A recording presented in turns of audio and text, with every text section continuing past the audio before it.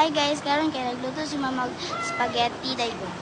Pasta dayon, pag uman kay iluto ra na siya 10 minutes din. Pag uman kay nagluto din siya sauce.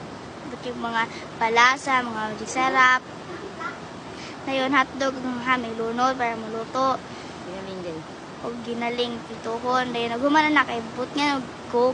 Kaya nag-imbento man si mama. Mekos-mekos sunod dayon. Gibiyada di mama dayon, gilunod na niya ang sauce niya, mekos-mekos dayon. Guman but ng sugar.